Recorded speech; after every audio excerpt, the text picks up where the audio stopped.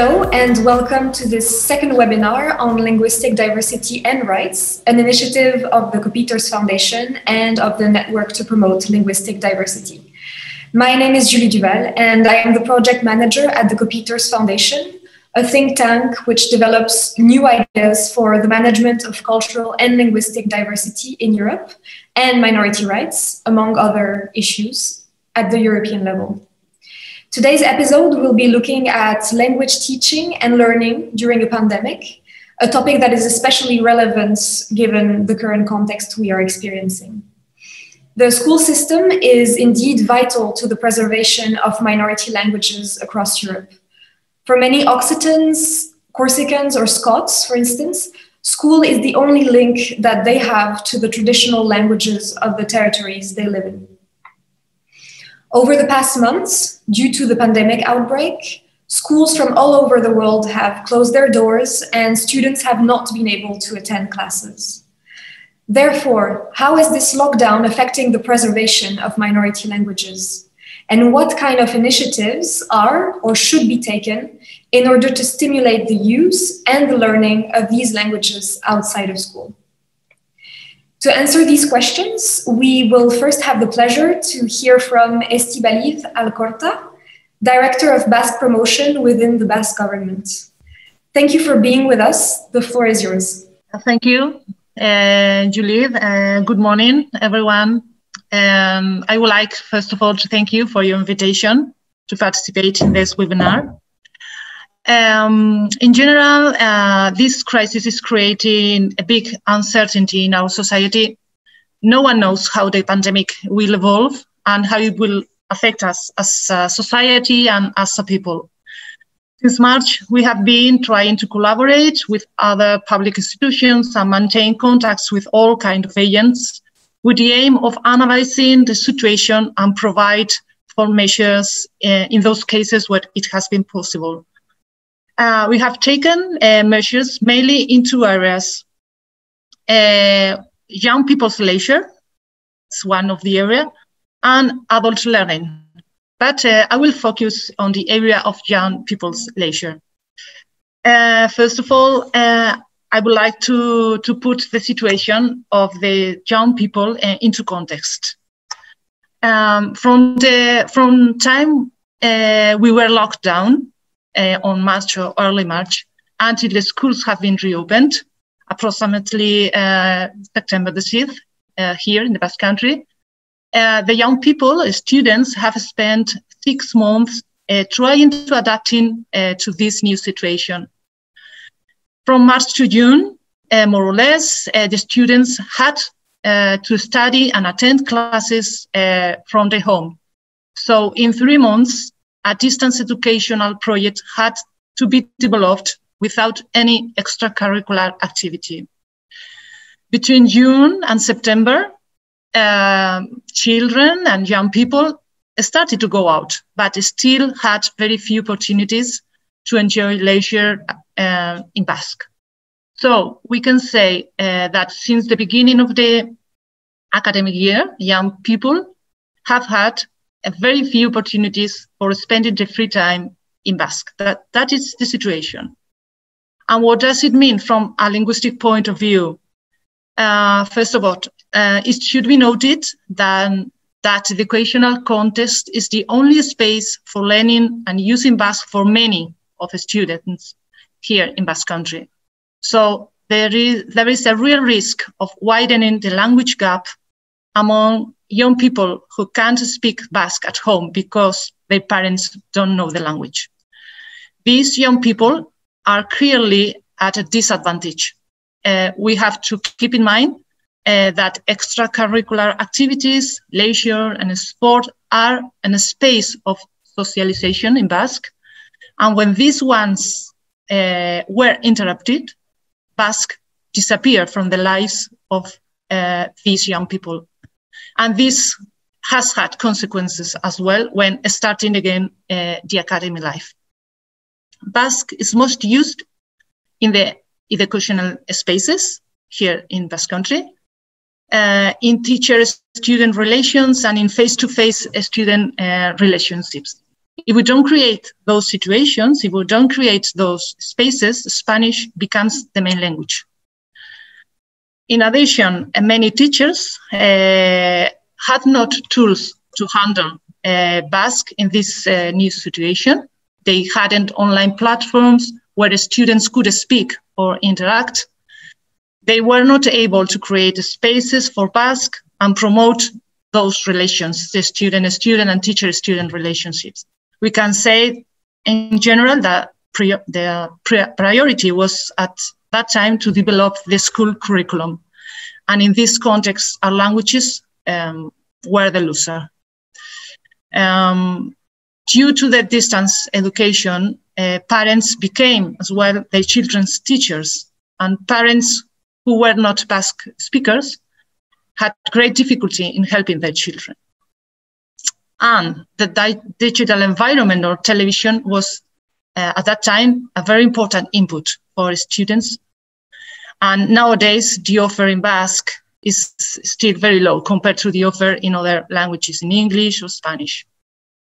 And furthermore, in many cases, what is offered in Basque is often not very attractive to the young people. So in this situation, what actions have we taken in a very short of time or in the last months?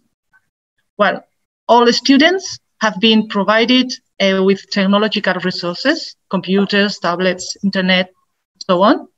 But besides that, from Language Policy Department, we are making a great effort to promote the Basque language in the digital environment. In fact, we are now working on a language technology plan that will be implemented from next year.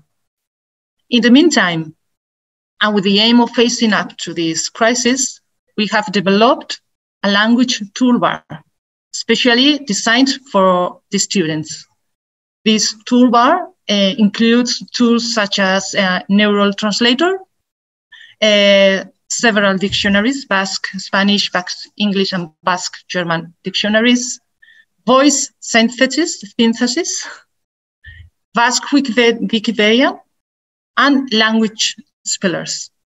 And new functionalities will be added over time to the bar, such as text underlining, text compilation, or text transcription. All of them to help, with the aim of helping the students studying and working in Basque. And regarding the public media, during the pandemic as well, 2 TV programs were produced and broadcasted on the Basque TV. One of the programs was a morning program with the aim of helping students with their academic tasks. The students have been able to spend the morning watching television, but at the same time doing mathematics or doing some physical exercises. And it has been produced and has been broadcasted as well, a leisure program, the TV, also designed and produced for those young people. In that program, the students, different students from different schools challenged each other through different games. So I should like to conclude remarking that since September, the Basque schools are opened and they are running normally. And it's the Basque government's intention to maintain them open as far as that is possible. In any case, and I conclude, we must continue. We think we must continue to promote new formats of extracurricular activities. And above all, we must not miss the boat of new technologies, because we do think that they can represent a great opportunity for the promotion of our languages. Thank you, Estibaliz, for your words. It was really interesting to hear from you about the concrete measures that were taken by the Basque government to continue promoting the use of the Basque language despite the pandemic. And in that sense, as you underlined, technological tools are really useful to do such things. Thank you. I will now pass on the floor on to Iain Caimbeul from the Language Sciences Institute of the University of the Highlands and Islands in Scotland. Iain, you specialize in small language policy and planning, and you have extensive experience and knowledge of the Gaelic language's development process. The floor is yours. I've got a small presentation to share with you on the Gaelic situation in Scotland and how we are dealing with the COVID challenges. So I could start. We're looking at an overview from Scotland and particularly in the Scottish Gaelic context. So first of all, I think it's important to understand the actual context in Scotland in terms of Gaelic medium education. And this map shows that most of the local authorities in Scotland have Gaelic education at primary school, although from the map you'll see the pink dots indicate where there are Gaelic only primary schools. There are only 5 of them at the moment in Scotland, but there are about 66 schools, primary schools, teaching the language in some form or another. In terms of context, the numbers, as you can see from this chart here, are very small. In terms of nurseries, Gaelic nurseries from children from 3 to 5 years of age, there are around 55 units taking in children to introduce them to Gaelic, and that accounts for about just over 1% of the total population of young people attending nurseries in Scotland. There are 66 primary schools, and again the numbers are small compared to the Scottish education cohort as a whole at 0.9%, and it seems smaller at secondary school, was 33 schools doing Gaelic and just 0.5 of the school population involved as a whole. So there are significant challenges for Gaelic learning in Scotland overall, and the numbers are very small indeed. And as I said, part of the issue is a lot of the children coming into Gaelic education are coming from a whole range of backgrounds. Many households, many parents don't speak Gaelic, and children are not having access to the language at home at all, just within the school situation.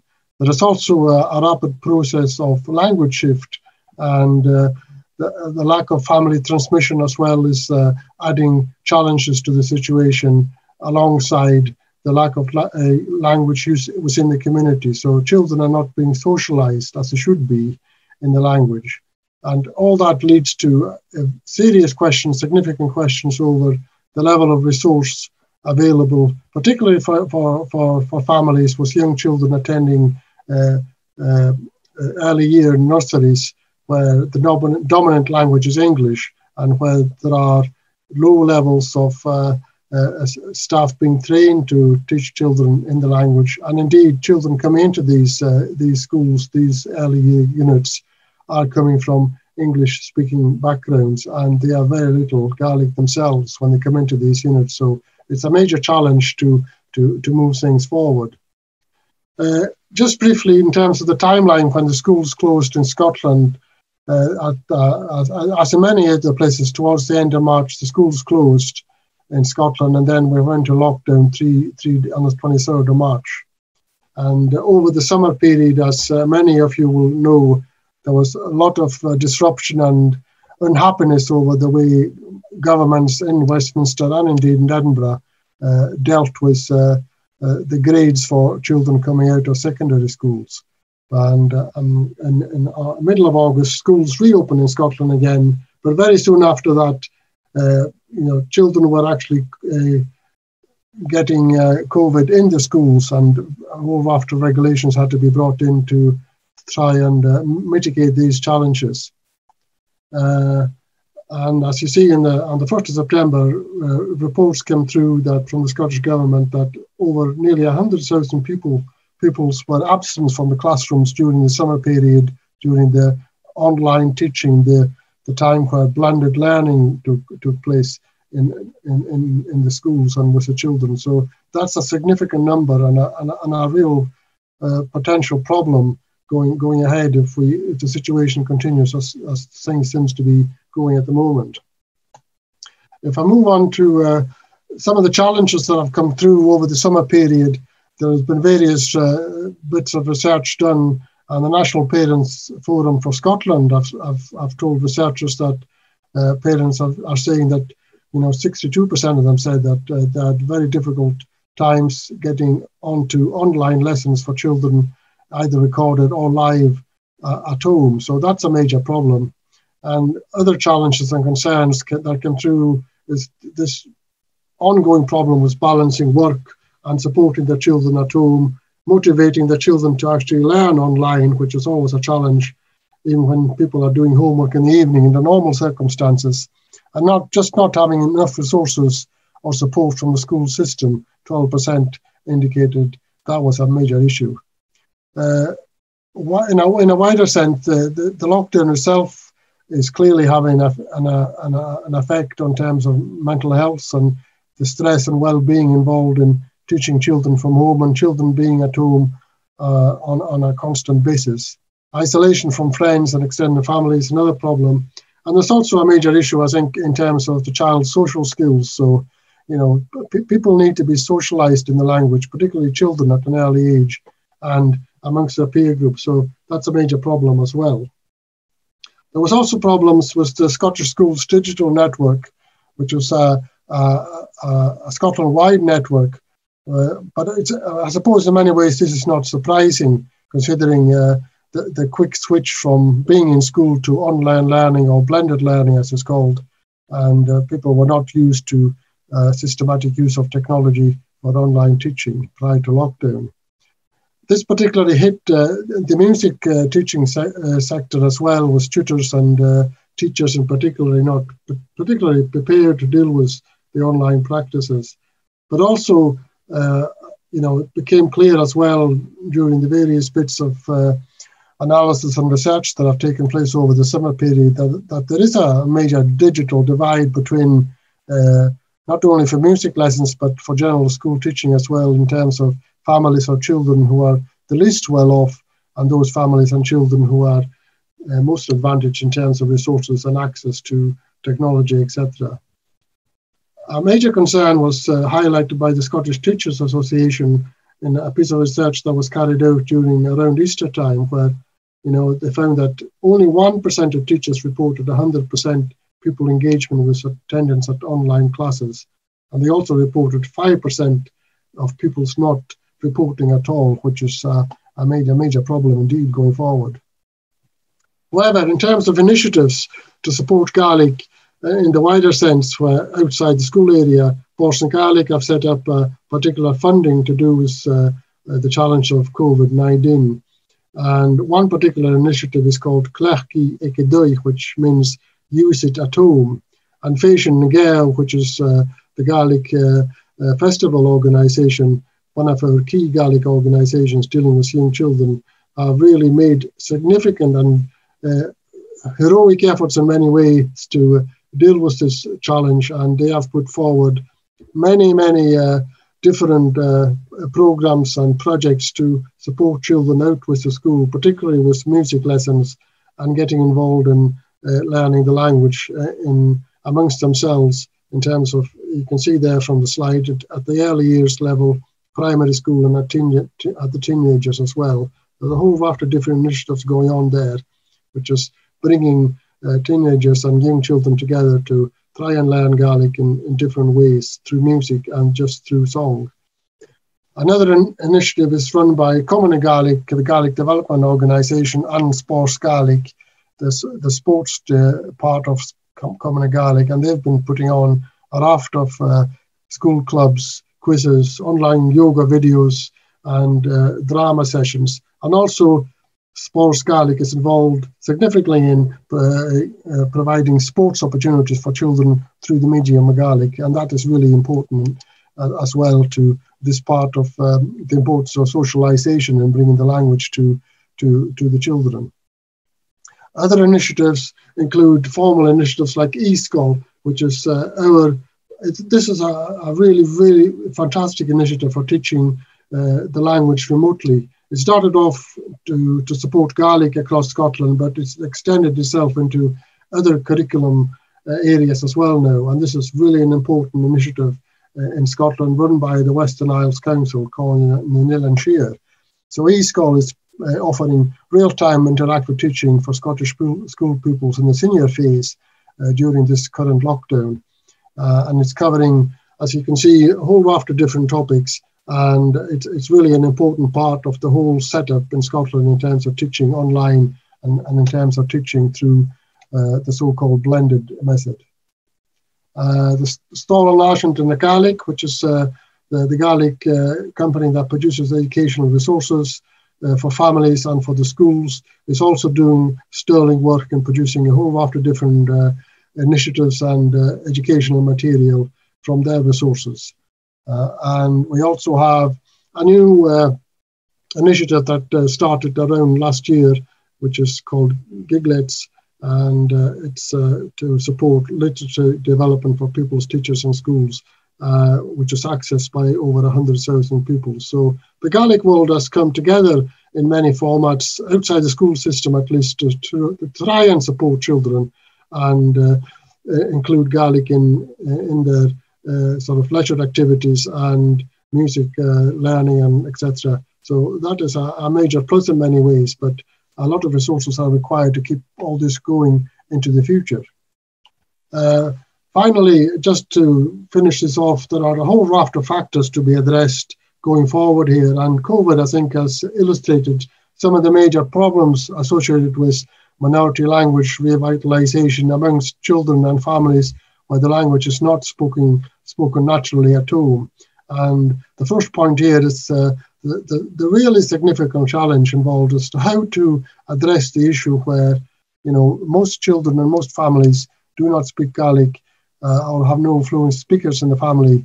How are we going to support them going forward? So that is a major challenge to be addressed by the Scottish Government and Boston Gaelic and other public bodies.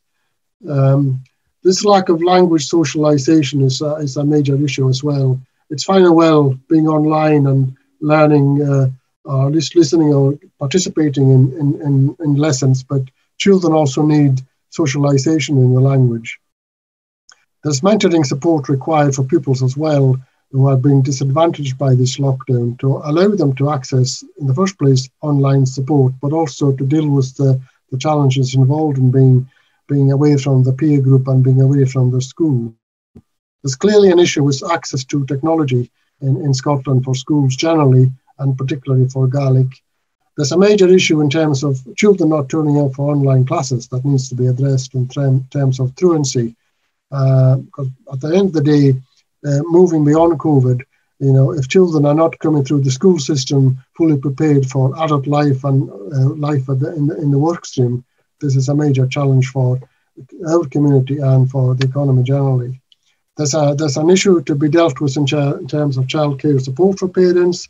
There's a lot of parents, both parents are now working, and it's very difficult to keep a track on what's happening at home in terms of online learning, and when COVID is actually having a major impact on families. So children and parents need support to mitigate these challenges.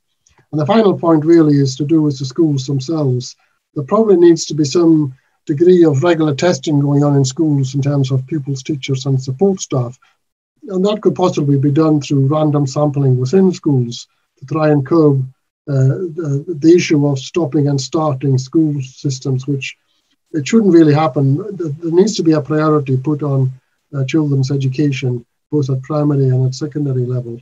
So there has to be a way to keep the schools open and prioritize that going forward. So whilst there have been some very excellent initiatives being done to support Gaelic amongst young people, there are major factors to be addressed as well going forward. Thank you, Iain, for your intervention. I think it was quite amazing to hear about the very creative projects that were put in place to support the Gaelic language in this period. And it also shows that extracurricular activities and creative activities in general are also really useful to continue using and promoting minority languages. Last but not least, I will pass the floor on to Enlli Thomas. Enlli, you are a professor in education at Bangor University in Wales, and your main expertise concerns bilingual language acquisition and education approaches to language transmission, acquisition and use, among others. We are glad to have you with us today. The floor is yours. Diolch yn fawr. Okay, I'll just share a presentation that I have with you. Okay, here we go. Okay, so I'll just start off by contextualizing the issues we are facing in the Welsh context. Now, in the 2018-19 academic year, there were 89,495 children who were attending schools where Welsh was used as the main or the sole medium of instruction. And a further 11,500 pupils were attending schools where Welsh was used as a teaching medium for part of the curriculum. So there's around 100,000 children who are attending schools in Wales where Welsh is used as the primary language of instruction. However, at the same time, there's only around 40,000 children who come from homes where Welsh is spoken. So that means that there's around 60,000 children who are attending Welsh medium schools or schools where Welsh is used as the predominant language of instruction, who don't actually come from Welsh-speaking homes. So given that so many children in Wales then are attending Welsh medium education, but not having that extra support in the home, the school experience is therefore critical for the transmission of Welsh to these children. But of course, the success of that transmission in the school as well is contingent upon the child's own use of Welsh, both inside and outside of the school gates. And this, the importance of using Welsh outside of school is nothing new, but the continuity of Welsh exposure outside of school has really come to the fore during the pandemic. So some of the immediate concerns around COVID-19, therefore, stem from the perceived sudden drop in frequency of pupils' exposure to natural spoken Welsh, and also the extent to which pupils have had the opportunity, the encouragement and support to use their oral Welsh skills in meaningful ways. So consequently, some of the key concerns in relation to children's homeschooling practices during the pandemic are around the lack of available exposure to natural spoken Welsh, the lack of necessity to communicate in the, Welsh with non-Welsh speaking family members in the home, the limitations to teachers' abilities to set pupils' oral work and group activities that serve to facilitate targeted language use, non-Welsh speaking parents or guardians' abilities or their confidence to set children the given schoolwork if the work and resources used are in Welsh and they don't think that their Welsh is good enough. And also non-Welsh speaking parents or guardians' abilities to support or to school their children in working through the work, if that work has been set through the medium of Welsh. And of course, ultimately, one of the fears is that parents become fearful around their choice of schooling for their children and might ultimately opt their child out of Welsh medium education. Now, this concern may well be greater in relation to the foundation phase of their education. And by that, in the Welsh context, we mean the nursery, reception, year 1 and 2, covering the ages 3 to 7, where early exposure helps build the underlying competence and confidence children need in order to start using the language confidently in later years, which then ultimately contributes to Welsh Government's goal of creating lifelong language users. However, the lack of linguistic scaffolding that is present in the classrooms via their L1 speaking peers, the additional resources that are available, and also the teachers themselves, may also impact on the older second language Welsh pupils who are having to undertake a great deal of independent work without their usual support mechanisms across various subjects, engaging with worksheets, terminology, and documents that are all written in Welsh without that extra support within the family. So clearly then, what's missing when children are not in school is that continuity of exposure to the language and opportunities and encouragement to use the language. And that continuity of exposure through hearing and using a language is what provides children with that critical mass of exposure that they need to any given language in order to be able to abstract out the grammatical regularities and patterns from within the input that they're receiving in order to develop their competence and confidence in using the language.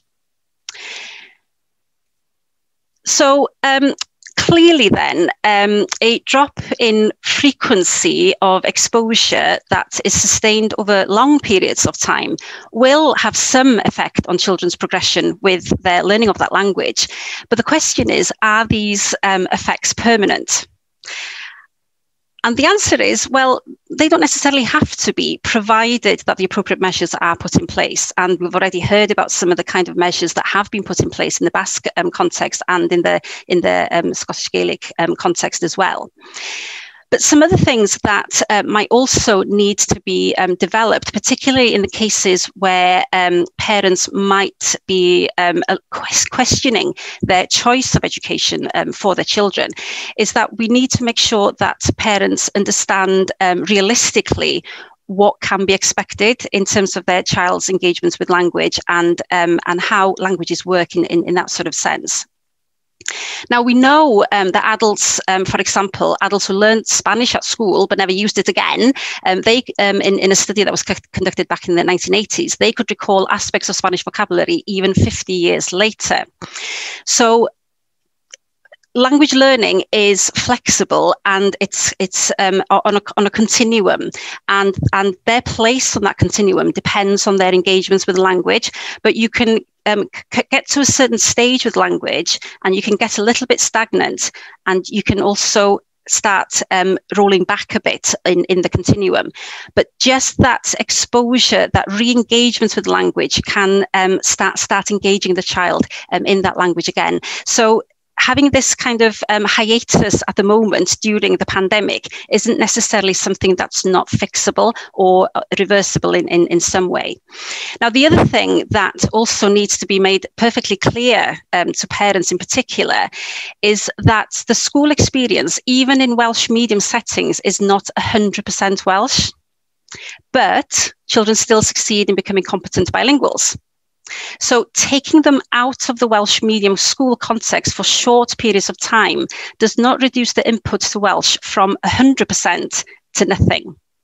And to give you an example, the most Welsh speaking area of Wales is in the county of Gwynedd in north west Wales. And the county of Gwynedd has always had a bilingual education policy, and that bilingual policy implements an immersion education programme in all schools. So children are immersed in Welsh right from the very beginning, around about 90% Welsh, 10% English. And then by the time the child leaves the primary education, it's almost 50-50, but it's usually about 60% Welsh, 40% in English.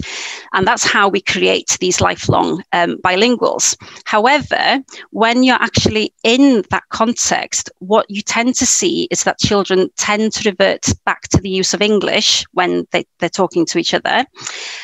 This is particularly pertinent when they're out on the schoolyard or during lunchtime.